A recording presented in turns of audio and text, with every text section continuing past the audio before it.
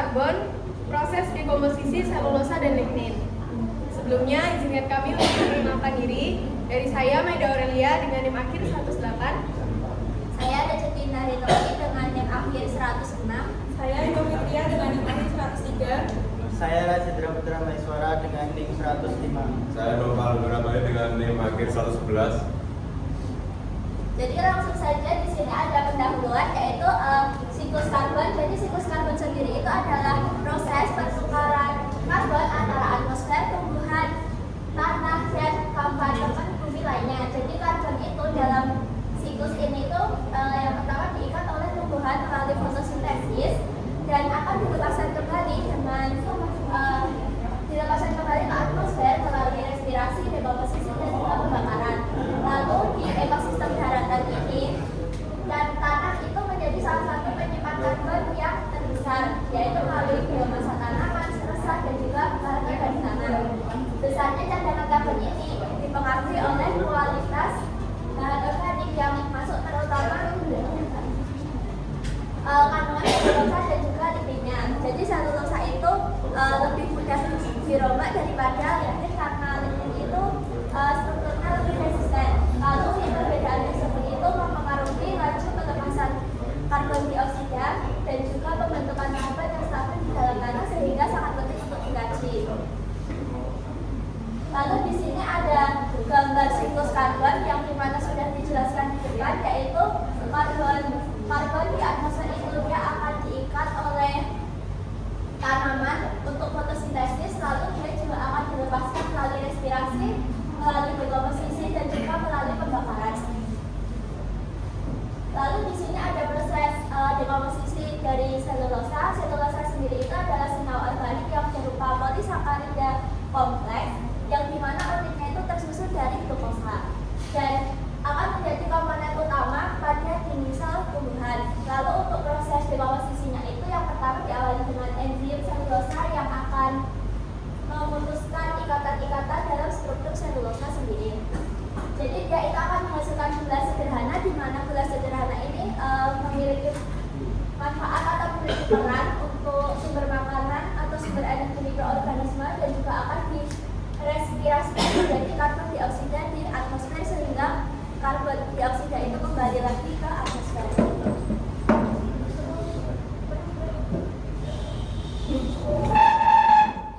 Selanjutnya ada dekomposisi lignin. Itu lignin merupakan senyawa polimer organik kompleks yang berfungsi sebagai pengikat dan pelindung selulosa dalam jaringan tumbuhan serta memberikan kekuatan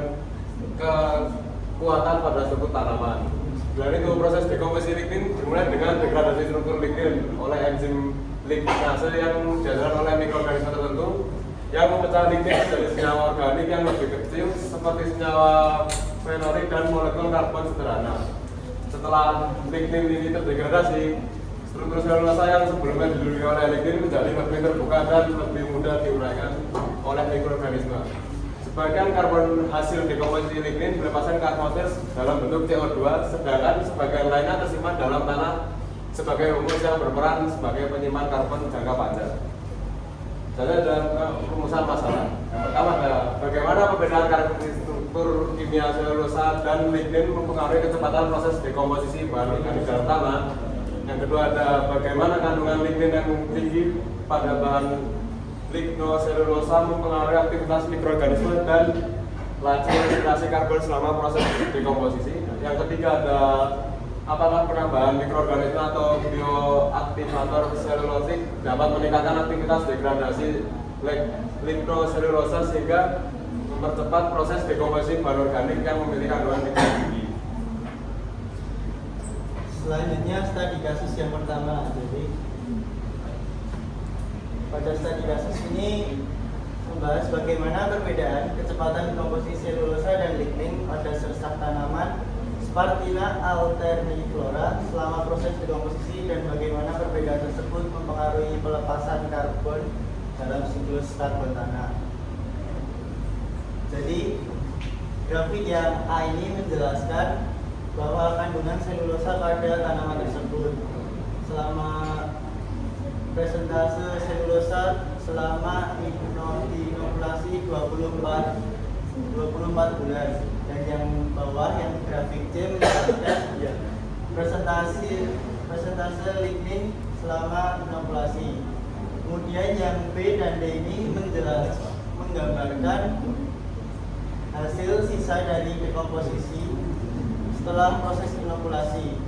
Dapat dilihat bahwa yang grafik B atau sisa dari selulosa setelah inokulasi 24 bulan itu hampir habis.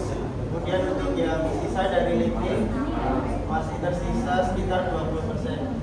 Untuk hasil analisisnya, selulosa mengalami penurunan lebih cepat selama dekomposisi karena strukturnya sederhana. Polimer glukosanya mudah dimanfaatkan mikroorganisme tanah sebagai sumber energi.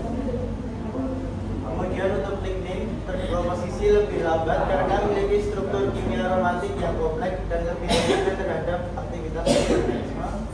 Dan selama proses dekomposisi, proporsi lignin relatif meningkat karena komponen lain seperti selulosa lebih cepat terurai. Kemudian perbedaan laju penguraian ini menunjukkan bahwa selulosa berperan pada pelepasan karbon jangka pendek, sedangkan lignin karena sifatnya yang resisten tidak dapat dimineralisasi menjadi CO2, melainkan sebagian mengalami humidifikasi dan berperan dalam penyimpanan karbon jangka panjang.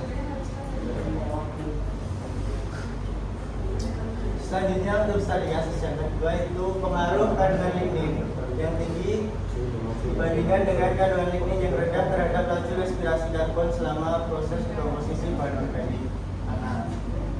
Hasil dari analisis studi kasusnya, grafik menunjukkan bahwa substrat dengan lignin yang rendah mengalami dekomposisi lebih cepat pada tahap awal. Hal ini terlihat dari nilai respirasi karbon yang lebih tinggi dibandingkan substrat dengan lignin yang tinggi. Kemudian substrat dengan lignin yang tinggi memiliki laju dekomposisi yang lebih lambat. Respirasi meningkat lebih bertahap karena lignin merupakan senyawa yang lebih resisten terhadap aktivitas mikroorganisme. Kemudian perbedaan pola tersebut menunjukkan bahwa komponen seperti selulosa lebih cepat terurai. Akibatnya pelepasan karbon terjadi lebih cepat pada bahan dengan lignin yang rendah. Dalam jangka waktu yang lebih lama, perbedaan respirasi karbon antar substrat menjadi lebih kecil, di mana menunjukkan bahwa mikroorganisme mulai menguraikan komponen yang lebih kompleks. Kemudian proses ini menggambarkan pelepasan karbon dari bahan organik selama dekomposisi yang merupakan bagian dari dinamika carbon cycle di tanah.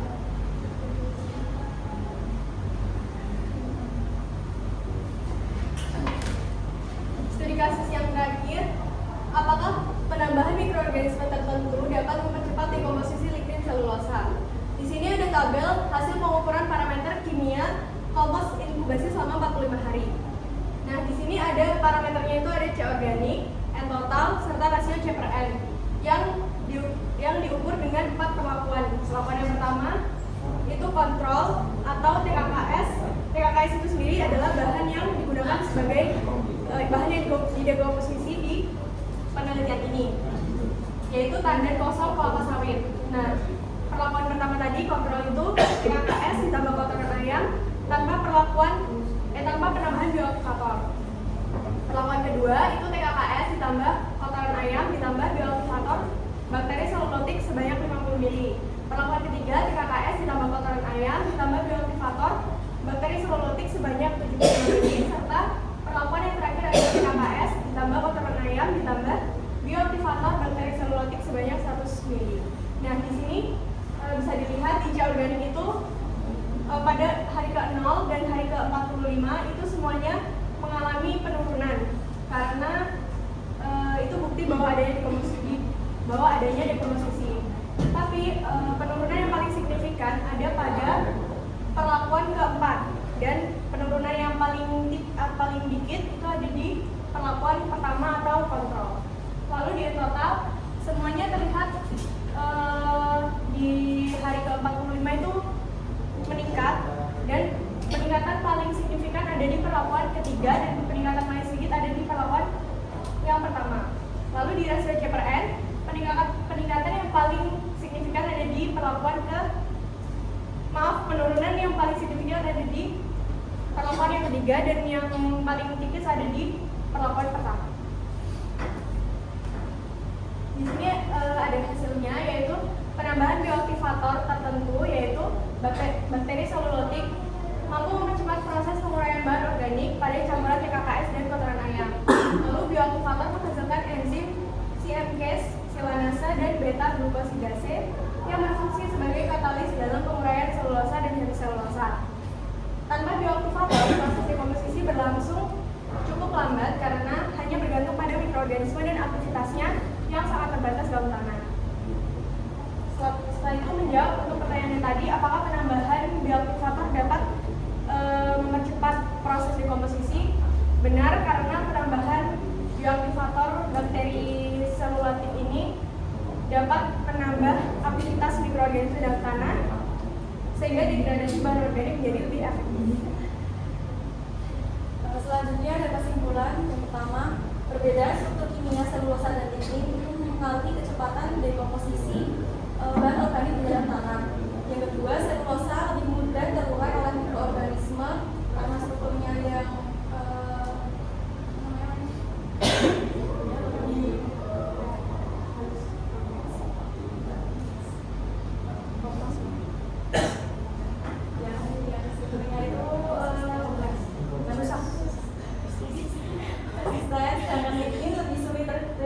terdegradasi karena strukturnya yang lebih kompleks. Yang ketiga ada bahan dengan lignin rendah dekomposisi lebih cepat dan menghasilkan respirasi karbon lebih tinggi pada tahap awal. Selanjutnya ada penambahan bioaktivator selulotik meningkatkan mobilitas mikroorganisme sehingga mempercepat dekomposisi, menurunkan C organik dan rasio C/N serta meningkatkan N total. Yang terakhir ada penambahan bioaktivator dalam jumlah yang lebih tinggi itu menghasilkan kompos yang lebih matang. Ada solusi itu berdasarkan hasil penelitian kandungan lignin yang tinggi tidak secara signifikan memperlambat respirasi karbon selama proses dekomposisi. Oleh karena itu, upaya peningkatan penyimpanan karbon tanah tidak dapat hanya mengandalkan bahan organik dengan kandungan lignin tinggi.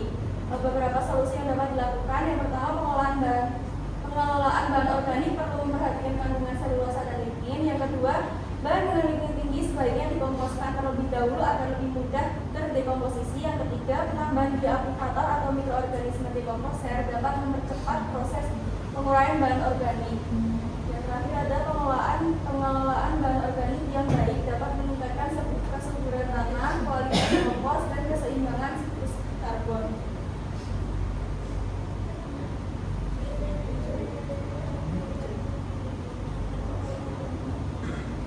Selanjutnya adalah sesi diskusi